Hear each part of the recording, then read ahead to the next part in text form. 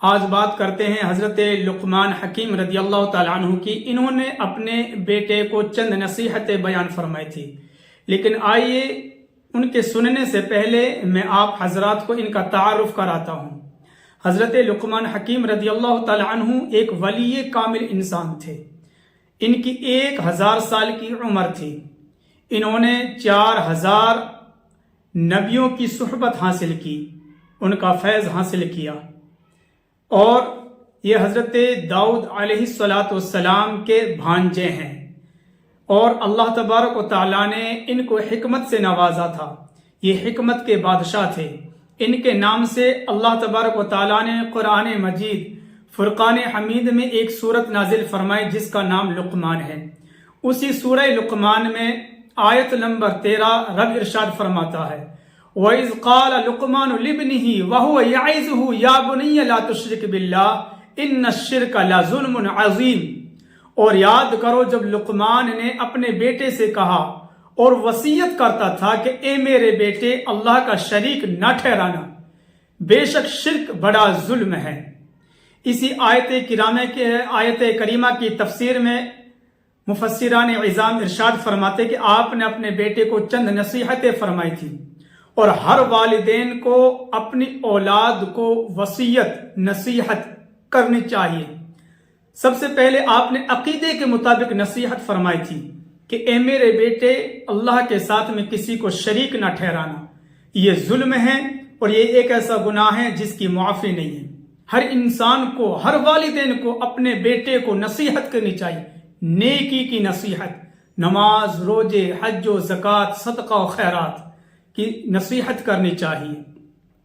دوسری نصیحت آپ نے ارشاد فرمائی کہ اے میرے بیٹے، میں نے پتھر، لوہا، ہر وزندار چیز کو اٹھایا ہے، لیکن برے ہم نشین سے زیادہ کوئی بھی چیز وزندار نہیں ہے۔ یعنی برے انسان کی صحبت انسان کو برا بناتی ہے، اور نیک انسان کی صحبت انسان کو نیک بناتی ہے۔ رنگت کی سنگت، صحبت کا اثر انسان پہ ضرور پڑتا ہے۔ اس لیے آپ یہ دیکھیں کہ ہماری جو اولاد ہے، ہمارے جو بچے ہیں، وہ کہیں غلط انسانوں کے پاس میں تو ان کا اٹھنا بیٹھنا نہیں ہے، غلط انسانوں کے پاس میں آنا جانا تو نہیں ہے۔ اگر ہے تو آپ فوراً انہیں پیار بھرے انداز میں اے میرے بیٹے کہہ کے انہیں نصیحت کیجیے، غلط راستے سے روکیے۔ یہ آپ کا فرض ہے، یہ والدین کا فرض ہے۔ اگر آپ نہیں روکیں گے تو بروز حشر آپ کی پکڑ ہوگی۔ آپ نے تیسری وصیت ارشاد فرمائی تھی، اے میرے بیٹے میں نے ہر کڑوی چیز دیکھی ہے، لیکن غربت سے زیادہ میں نے کوئی کڑوی چیز نہیں دیکھی۔ اور حقیقت بھی یہی ہے کہ غربت میں، غریبی کے عالم میں انسان کو بڑی مشکلوں کا سامنا کرنا پڑتا ہے، لیکن غریب انسان کو گھبرانا نہیں چاہیے، کیونکہ ہمارے نبی کریم صلی اللہ تعالی علیہ وسلم نے ارشاد فرمایا کہ غریب امتی، یعنی میرا غریب امتی امیر امتی سے 40 سال یا 500 سال پہلے جنت میں چلا جائے گا۔ سبحان اللہ، یہ بڑے خوش نصیبی کی بات ہے۔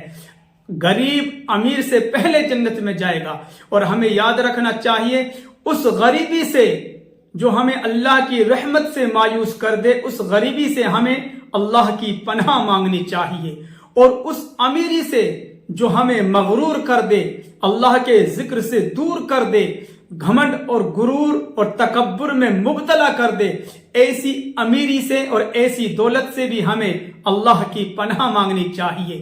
یہ دونوں چیزیں ایمان کے لیے خطرناک ثابت ہوتی ہیں۔